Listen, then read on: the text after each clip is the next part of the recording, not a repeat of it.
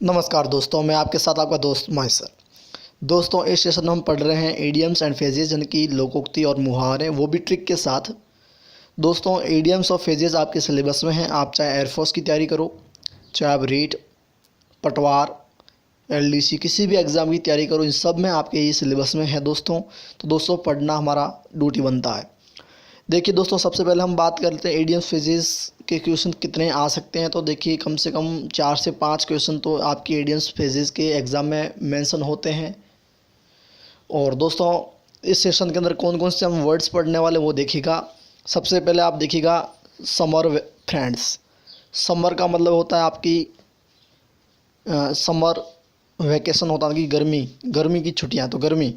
और फ्रेंड्स का मतलब मित्र, यानी कि ऐसे दोस्त जो आपके सिर्फ और सिर्फ गर्मी में क्या रहते हैं, दोस्त। इसका मतलब वो आपका पूरा साल आपका दोस्त ना रह करके सिर्फ और सिर्फ आपका गर्मी की एक मौसम में रहते हैं, एक उस समय रहते हैं जब आप उनके जब खुद को गर्ज होती है।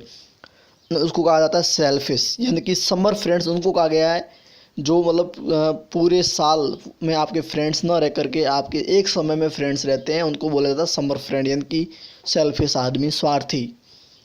इसके बाद अगला है eight a snail space. Eight a snail space, snail का मतलब होता है दोस्तों घोंगा, और पेस का मतलब होता है चाल। घोंगा बहुत धीरे चलता है, तो इसका मतलब क्या हुआ कि घोंगे की चाल चलना, इसको कहते हैं डू इट स्लोली, किसी भी चीज़ को धीरे धीरे करना। तो आप कह सकते हैं कि आप क्यों धीरे धीरे चल रहे हो, why are you come at a snail space. समझ गए दोस्तों। अगला है आपका to stir up a hornets nest. Stir up का मतलब होता है हिलाना, और हॉर्नेट एक प्रकार का मधुमक्खी जैसे कोई पक्षी होता है। अगर आप उसके नेस्ट यानी कि उसके घोंसले को आप उस पक्षी के घोंसले को आप हिलाते हो, तो उस आप अपनी मुसीबत को मोल लेते हो, यानी कि किसी न किसी प्रॉब्लम को क्या कर रहे हैं, इनवाइट कर रहे हैं। आप खुद कह रहे हैं कि आ बैल मुझे मार, उससे कहते हैं to stir up hornets nest. अगला है अप इन आर्म्स। अप उनका मतलब ऊपर, इन आर्म्स उनके आपके हाथों को ऊपर कर देना, बाजू को ऊपर कर, इसका मतलब आप लड़ने के लिए तैयार हैं, ready to fight, ready to fight. Next है आपका दोस्तों वो है बैड ब्लड, और बैड ब्लड का मतलब होता है शत्रुता। बैड ब्लड का मतलब होता है शत्रुता, यानी कि दुश्मनी। अगला है आपका आउट ऑफ द वुड्स। वैसे डब्ल्यू खाली वुड का मतलब लकड़ी, और वुड्स का मतलब जंगल। जंगल से बाहर निकले तो आप खतरे से भी बाहर निकले, क्योंकि जंगल में शेर, चीता, तो तेंदुआ वगैरह ऐसे जीव रहते हैं, तो उनसे हमको बहुत खतरा होता है। अब आप वुड्स से आउट हो चुके हैं, आउट ऑफ द वुड्स यानी कि जंगल से बाहर है, तो आप खतरा नहीं आपको, तो आपको हो जाएगा आउट ऑफ डेंजर। समझ गए दोस्तों। अगला है आपका to pull a long space.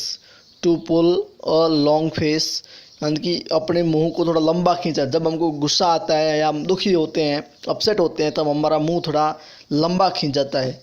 जैसे हम कहते हैं मारवाड़ी में मुंडे का उतर जाना, समझ, उसको कहते हैं अपसेट। अगला वर्ड है आपका दोस्तों वो है टूथ एंड नेल, यानी कि दांत और नाखूनों से। आप इसका मतलब किसी भी चीज़ को दांत और नाखूनों से काटते हैं, इसका मतलब with whole power and knowledge, पूरी शक्ति के साथ किसी भी कार्य को करना, यानी कि tooth and nail. To keep the head above the water, अपने हेड को वाटर के अबव उनके ऊपर रखना, यानी कि मुसीबत से जैसे तैसे गुजर बसर करना, उसे कहते हैं to keep the head above the water. कि आप पूरे पानी में डूबे हुए फिर भी आप थोड़ा हेड को ऊपर रखे, इसका मतलब आप जैसे तैसे ज़िंदगी का गुजर बसर कर रहे हैं। नेक्स्ट है आपका to clip one's wings. Clip का मतलब चिपकाना या स्टेबलर कर लेना। तो विंग्स किसी के पंखों को अगर आप क्लिप कर देते हैं, इसका मतलब उसकी शक्ति को नष्ट कर देते हो, इसका शक्तिहीन कर देना। टू क्लिप वंस विंग्स, किसी की शक्ति को शक्तिहीन कर देना। इवनिंग ऑफ लाइफ, कि जब जिंदगी की शाम, इसको कहते हैं जीवन संध्या, यानी कि ज़िंदगी की शाम कब होती है, बुढ़ापे में, उसको कहते हैं ओल्ड एज। तो लाइफ का इवनिंग कब होता है, ओल्ड एज में। नेक्स्ट है आपका टू